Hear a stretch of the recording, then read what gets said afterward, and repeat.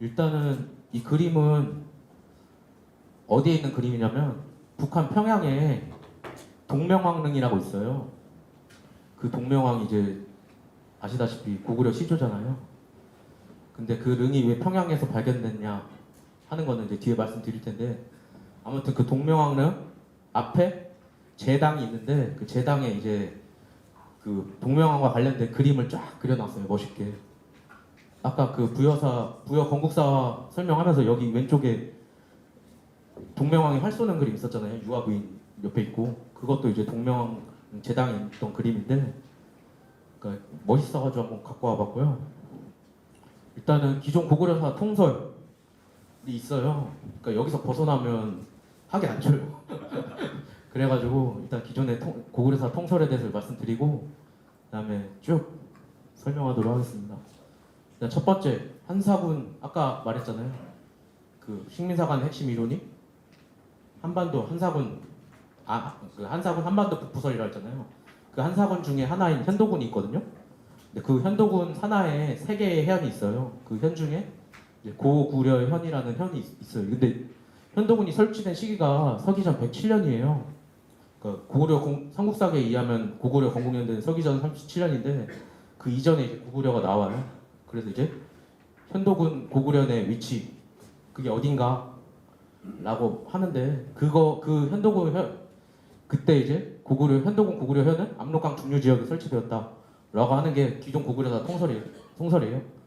왜 여기다 설치하냐, 왜 압록강 중류 지역으로 보냐면은 서기전 108년에 이만저선 영토에 낭랑, 임둔, 진번이라는 이제 세 개의 군을 설치하고 1년 뒤인 서기전 107년에 현도군을 설치하는 거거든요. 그러면 그 현도군은 이제 한반도 북부에서 약간 벗어난 그 지역에 이제 설치했다고 이제 보는 거죠. 그래서 이제 기존 사학계는 이제 한사군 한반도 북부설을 이제 추종한다는 거고, 두 번째로 고구려 초기 도읍은 아까 졸본이라고 얘기했잖아요. 아까 그 윤영성, 환인현, 오녀산성이 오녀산성으로 보거나 아니면 그 부근에 평지 무덤군이 있어요. 그쪽으로 보거나 하는데, 이 설의 최초로 주장한 사람이 누구냐면은 그 동경제대 그 시라토리 쿠라기치라는 사람이 처음 주장해요. 1914년에. 이 사람이 주장한 이래로 이제 통설이 돼서 안 바뀌고 있고요. 그 다음에 이제 고구려 서쪽 강역은 아까 교과서 살펴본 것처럼 그 요하 부근까지다라고 하는 거고, 이제 이 동북공정 논리 한번 살펴보도록 하겠습니다. 그러니까 고구려가 지금 어떻게 보면 중국이 그 동북공정 논리 차원에서 고구려를 뭐라고 하냐면 중국의 지방 정권이라고 말해요. 그 논리가 뭐냐 한번 그거를 좀 살펴보도록 할게요. 일단은 한반도 북부, 아까 한반도 북부에 한사군이 설치됐다고 하는데, 보시면은 한사군이 지금 한반도 중남부까지 다 와 있어요. 그러니까 고대 우리 한반도는 다 중국 영토였다고 하는 거죠. 중국 입장에서는. 여기서 이제 동북공정 논리가 나오는 건데, 그리고 그러니까 왜 어떻게 그 중국 지방 정권이라고 하냐면은, 일단은 중국 포털 사이트 백도백과에 이제 고구려 건국에 대한 설명, 이걸 한번 읽어보도록 할게요. 고구려는 동부가 지구 중요 민족 정권이다. 고구려 정권은 서한 건소 2년 서기전 37년에 세워졌고, 부여인 주몽으로 말미암아 서한 현도군 고구려형 경내에 세워졌다라고 하는 거예요. 그러니까 중국이 이제 이만조선을 멸망시키고 그 자리에 이제 한사군이 설치했는데 현도군도 설치하잖아요. 근데 거기 그 설치대가 이후에 그 다음에 서기전 37년이 되는데, 그때 부여인이 현도군 영향 아래서 이제 고구려를 건국했다는 거죠. 그러니까 고구려가 이제 중국의 지방 정권이라는 논리인 거죠. 근데 한국 고대사학계 논리 다른가? 똑같아요. 보시면은. 그러니까 이 사람은 이제 그 아시다시피 이제 그 차이나는 클래스라는 데 나와가지고 광개토대왕 릉비에 대해서 강의를 했어요. 근데 이 사람이 이제 고구려 그 광개토대왕 릉 비문은 다 거짓이다. 고구려인이 거짓말 친 기록이다라고 해요. 근데 생각해보면 아버지 비문을 쓰는데 누가 거짓말로 쓰겠어요. 그런 인물인데, 이 사람이 이제 박사 학위를 고구려 왕도 연구라고 해서 저걸로 이제 서울대에서 받았고요. 그 내용이 뭐냐면은 오녀산성 부근에 이제 고구려 초기에 해당하는 어떤 유적이 발견됐다. 유적 유물이 발견됐다. 근데 그 유적 유물 중에 한나라 그리고 한나라에 이어서 신나라 정권이 들어서잖아요. 한나라 신나라 화폐가 발견되더라 하는 거죠. 그래서 고구려 초기 유적은 긍정할 수 있다라고 하는 거예요. 그러니까 중국의 영향 아래서 이제 고구려 초기는 중국의 영향 아래 있었다라고 자기 논문에 써놨어요. 그러니까 동북공정을 반박 못하는 거죠, 제대로. 그러니까 초기 강역은 이제 아까 말씀드린 요하 부근이라고 말씀드리는 거고, 이거는 이제 돌본의 위치에 대한 기존 학설을 좀 정리를 해봤는데요. 크게 한반도 북부설이 있고, 그다음에 요동설이 있고, 요서설이 있어요. 먼저 한반도 북부설은 주로 누가 주장하냐면 고려 시대랑 조선 시대 이제 학자들이 주장하는데, 여기에 동명왕 능이 어떤 능이 있다고, 고려왕의 능이 있다고 이제 기록을 해놔요. 그리고 비류국 송왕의 도읍이다라고 말해요. 근데 조선 후기에 실학자 중 대표적인 인물이 이제 안정복이라는 인물이잖아요. 그 사람이 이제 동사강목이라는 역사사를 쓰는데, 거기서 북한 한반도 북부에 있는 고구려 왕릉 이건 뭐냐? 그러니까 아까 위나라 강국엄이 환도성을 침략해서 고구려 수도를 함락시키잖아요. 그때 이동된 왕릉이다 라고 주장해요. 그러면서 이제 실학자들은 이 흥경, 여기가 흥경인데 주로 흥경지대에 있었다고 말하고, 그리고 독립운동가 중 이제 역사학자인 사람이 대표적으로 이제 정인보 선생님이잖아요. 정인보 선생님은 이제 수브나 지역이라고 하는데 러시아 우스리스크 저기라고 말하고, 그리고 아까 윤내용 교수는 이제 심양시 쪽이라고 말하는 건데, 이제 시라토리 쿠라키치가 이제 최초로 저 윤영성 집안시, 길림성 집안시 아니면은 윤영성 환인시의 운여산성이다 라고 말하는 거죠.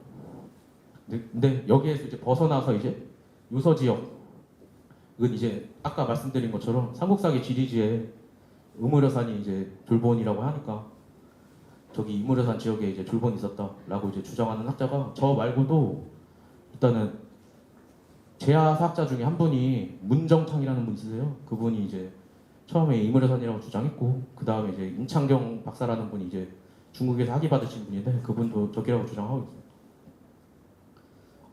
그러니까 아까 말씀드린 거고 이거는. 근데 아까 저는 그냥 사료만 제시하면서 그렇게 얘기했잖아요. 근데 보시면은 삼국사기 지리지 고구려 쪽 보시면은 뭐라고 하냐면은 한현도군 경계에 있고 대우국 동경의 서쪽이라고 그러잖아요. 그러니까 요 나라는 수도를 오경이라고 해서 동서남북 중앙 중앙에다 다 수도를 하나 설치하고, 그 다음에 동쪽에는 이제 동경을 설치했는데, 그 동경의 위치가 현재 한국 사학계나 중국 사학계나 요동반도 북쪽에 요양시라고 있어요. 거기로 보거든요. 근데 그 졸본의 위치는 동경의 서쪽이라고 그랬잖아요. 그러면 서쪽, 이 동경을 기준으로 그 서쪽에 졸본이 있었다는 건데, 지금 윤영성 한인시는 동쪽이잖아요. 그러니까 문헌 자체로도 이제 안 맞는다는 거고, 이제 현도군의 위치는 뭐 옥저 땅에 있다고 했는데, 옥저는 이제 이거는 이제 한사군이 실제로 있었던 그 위치, 지금 요서 지역에 있었다고 말하는 사료인데, 고조선 연구에 나오고요. 현도군이 저기 있었고 저쪽에 이제 고구려인이 있었다라고 말하는 거죠. 그러면 이제 동북공정 논리 깨는 거잖아요, 이게. 쭉 이제 욕조의 위치 뭐 말하는 거고, 이제 뭐 고구려 이제 수도에 대해서 말하는 건데, 이제 국경에 대해서 한번 말씀드릴게요. 수도는 말씀드렸으니까 일단은 이거는 동북공정 차원에서 만든 중국 역사 지도집이에요. 담기항이라는 사람이 이제 만든 건 주편이 돼서 만든 건데, 이제 고구려는 이제 중국에서 고구려가 이제 건국한 시기는 이제 건국한 시기가 아니라 고구려가 활동한 시기는, 고구려 초기에 해당하는 시기는 중국에서는 후한 시기잖아요. 그때 이제 후한 시대 국경이 어딘가 이렇게 분홍색 선으로 이렇게 그려놨어요. 보시면은 이 고구려가 여기 있었다라고 하는 거고, 고구려는 낙랑군과 경계를 했고, 그리고 요동군과 경계를 했고, 현도군과 경계를 했다. 라고 이제 보여주는 거. 지도상으로 보여주면 확실하게 드러나잖아요. 근데 아까 말씀드린 것처럼 만리장성 동쪽 끝에 이제 요동이 있었고, 그거를 말씀드리는 거고요. 이게 자세한 내용은 교과서에 서술해 놨어요. 그러니까 고조선 시대 이제 요동이 어디 있고, 그 요동을 기준으로 이제 열국 시대가 전개되는데, 그런 무대는 다 저쪽이다라고 이제 말하는 거고요. 똑같은 거고, 이제 고대 요서, 아까 십성 쌓았다는 거, 그 기록이 그때 말했던 요서는 저기 하북성 동부라는 건데, 재밌는 거는 갑자기 요서 지역에 설치한 게 아니라 그 전제가 있어요. 일단은 삼국사기 모본왕 2년조에 이게 서기 49년이거든요. 이때 뭐라고 하냐면 모본왕이 장수를 보내 한해, 북평, 어양, 상곡, 태원을 습격하였다라고 해요. 저 북평, 상곡, 태원. 그러니까 북평, 어양, 상곡은 이 북경이 여기 대지역이거든요. 여기 부근에 있었던 이제 9년이고, 태원은 산서성이라고 해가지고 산서성의 성도라고 불리는데요. 저쪽까지 이제 침략을 했다는 거죠. 그러면은 이 침략을 하고 나서 그 다음에 고구려가 정착한 영토는 이제 요서까지라는 거죠. 그리고 만약 초기 고구려 도읍이 지금의 압록강 부근이면은 여기까지 침략할 이유가 없는 거죠. 그리고